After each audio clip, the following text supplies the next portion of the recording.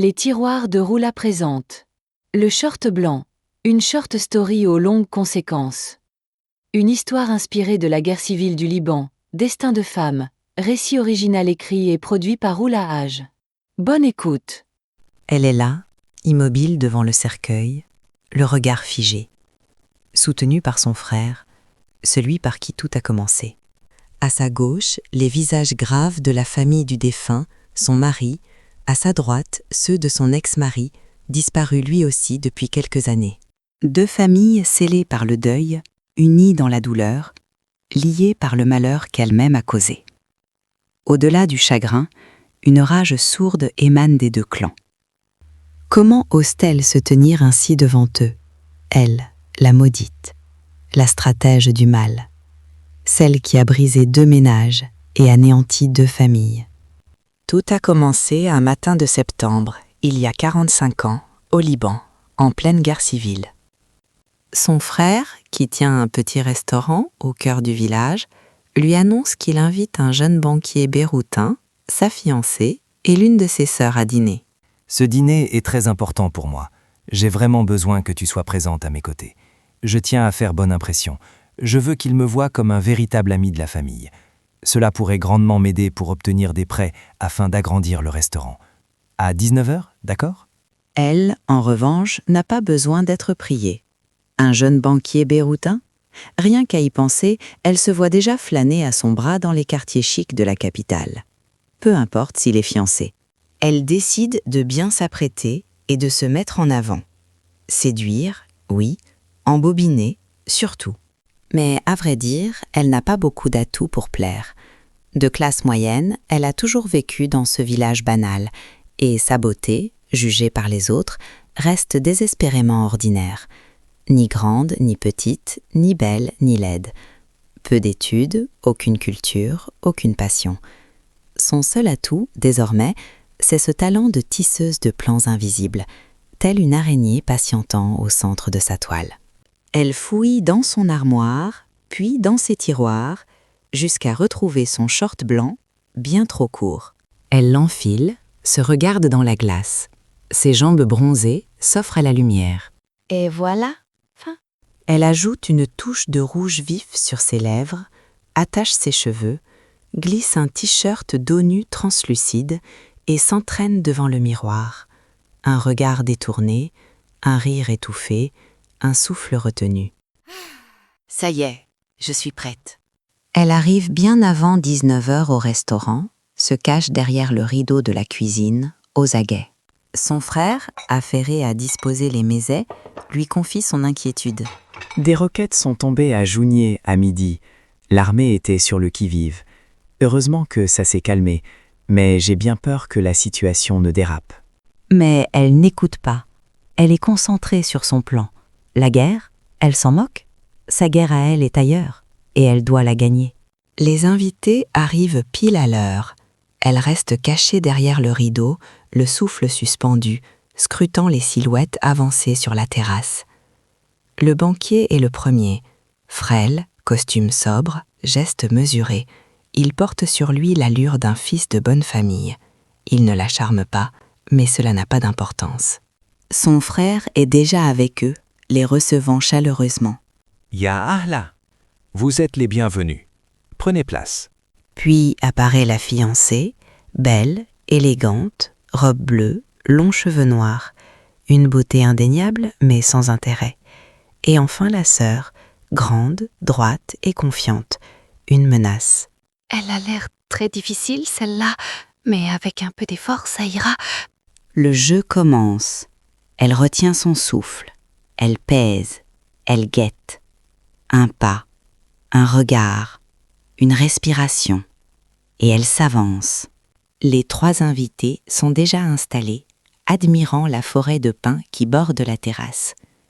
Le crépuscule ajoute au charme de l'endroit avec ses teintes orangées sur les arbres. Elle arrive d'un pas ondulant, une cruche d'eau en terre cuite à la main et posée contre sa hanche gauche. Le clapotis de l'eau rythme ses pas, mêlé au martèlement de ses sabots sur le plancher.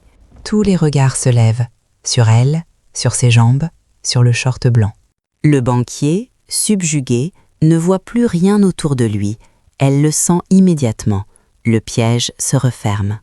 Bonsoir et enchantée de vous avoir chez nous. Elle s'assoit face à lui, parle peu, minaude, roule des yeux, soupire. Elle lui sert le kibénaillé en se penchant littéralement sur son assiette. Je vous conseille du taboulé avec. C'est un délice. Insupportable pour la fiancée et la sœur, qui échangent des regards dégoûtés. Mais elle ne réagit pas. Sa toile se tisse. Son frère la rejoint avec l'araque et les glaçons et se place à sa droite. Que pensez-vous du moutabal? Exquis, non? Surtout avec la viande grillée. Servez-vous, s'il vous plaît. Tout doit disparaître. Le banquier acquiesçait à tout et mangeait avec appétit, ne sachant plus où mettre les yeux. Peu avant le dessert, un grondement secoue la vallée. Des bombes, au loin. Son frère ramène le transistor. Flash info.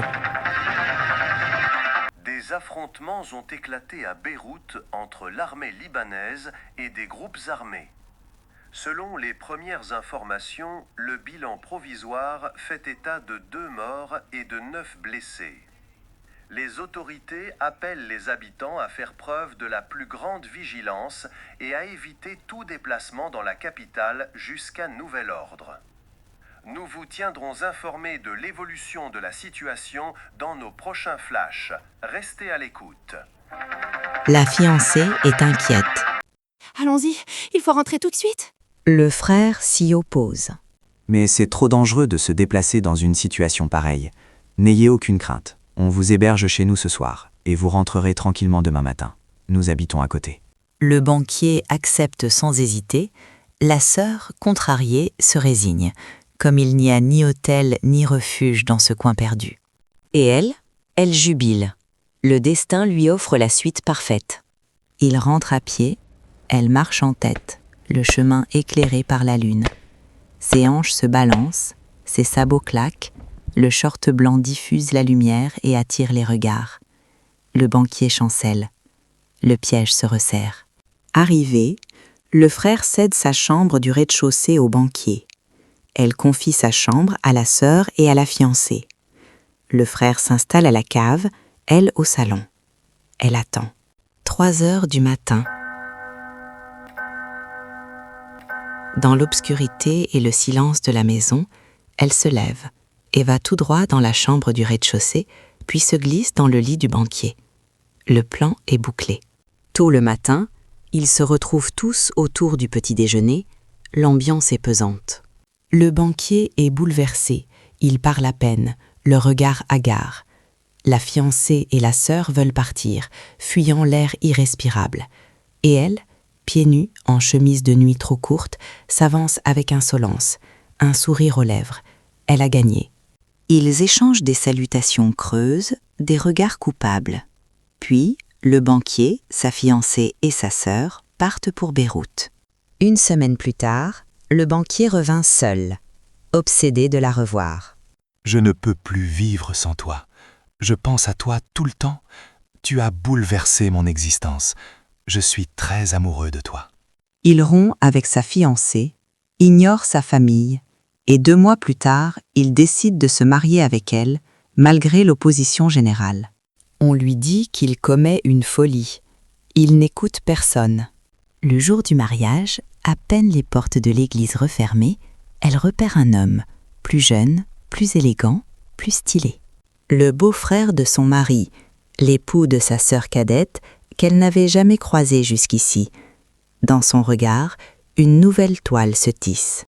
Cet homme deviendra son second mari, celui qui vient de mourir, celui qui repose là, devant elle, dans le cercueil. Ses plans diaboliques furent exécutés à la lettre.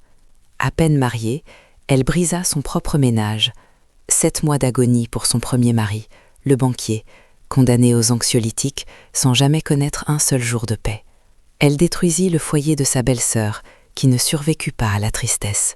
Les parents de son ex-mari furent anéantis à jamais. Un fils brisé, une fille décédée, un beau-fils infidèle et adultère avec leur belle-fille monstrueuse. Ils ont été privés également de leurs petits-enfants. Leur père les emmena s'installer dans ce village banal pour être auprès d'elle. Ses plans ne se sont pas arrêtés là. Une fois remariée, elle transforma la vie des enfants de son mari et de sa belle-mère, contrainte de s'installer avec eux sous le même toit, en enfer. Elle leur tissait quotidiennement des stratagèmes plus machiavéliques les uns que les autres, semant la discorde. Dans un geste de désespoir, son mari chassa sa propre mère et ses enfants de la maison, un acte qu'il regretta jusqu'à sa mort. Jamais heureux à ses côtés, il ne parvint pourtant pas à s'en détacher. Était-ce de l'amour ou une forme de malédiction? Ses dernières années furent les plus sombres. Il dut tolérer que son beau-frère, celui par qui tout avait commencé, vienne s'installer chez lui, ruiné, renié par ses propres enfants. Quant à elle, qui rêvait de Beyrouth, elle finira ses jours là où tout avait commencé, dans le même village banal, loin du monde, aux côtés de son frère, aussi maudit qu'elle. Et le short blanc? Si jamais vous le retrouvez, qu'il brûle dans un brasier éternel. Merci de votre écoute. N'hésitez pas à partager vos impressions en commentaire et à vous abonner pour découvrir d'autres contes et histoires. À bientôt!